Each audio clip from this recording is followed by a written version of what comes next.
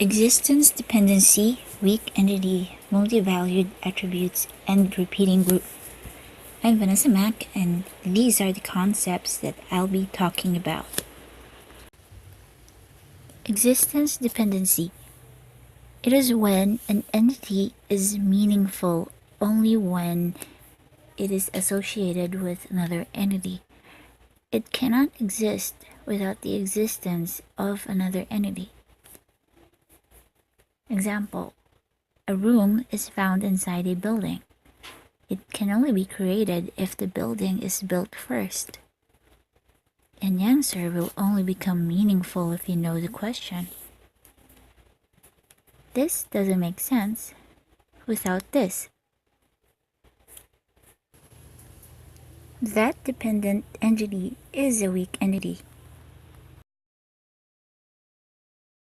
A weak entity does not have sufficient attributes to have a primary key that can stand on its own. It is existence dependent on the identifying identity.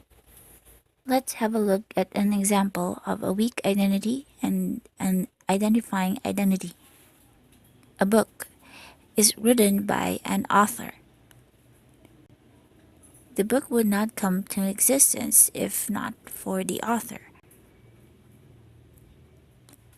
And the attributes of the author, let's consider author ID, first name, and last name. For the book, it has attributes author ID, title, genre, publisher, publication year, and number of pages. As you'll notice, the primary key of the identifying relationship will form a part of the weak entity's own primary key.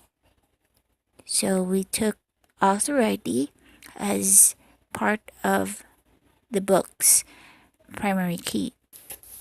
Books might have similar titles, so we take author ID and title together in order to form a unique identifier for the entity book. Multivalued attributes are when an entity has several values for an attribute.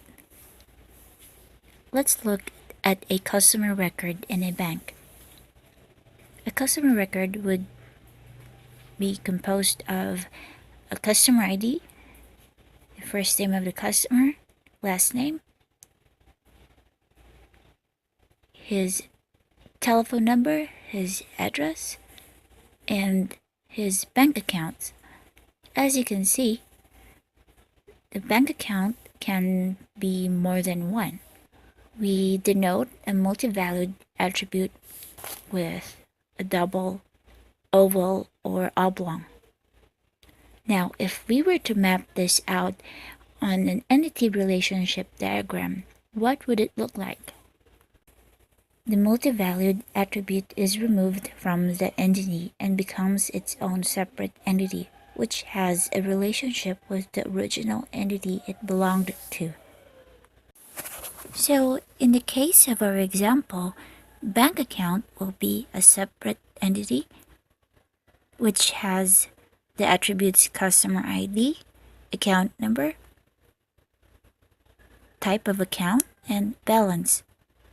As you can see, customer ID is used as the primary key in the bank account to be able to link it to the customer record. Repeating group.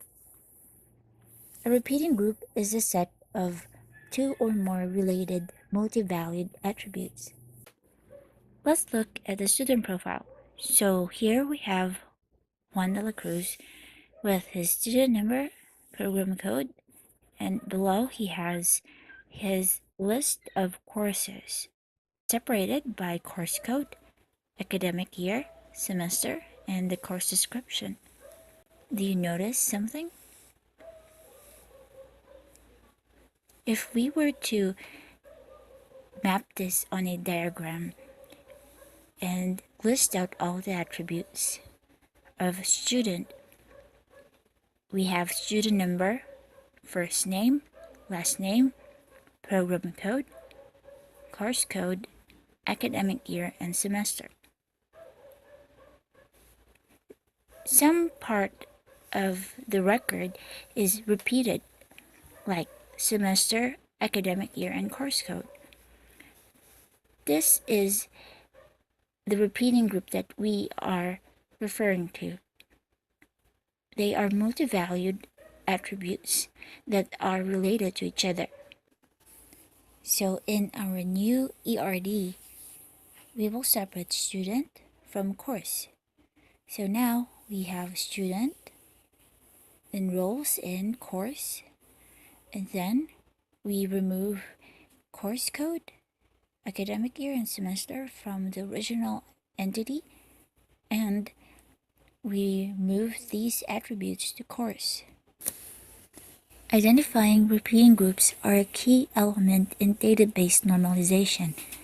This will be tackled in more detail in another module by another group, so we will leave that for further discussion. That's all from me.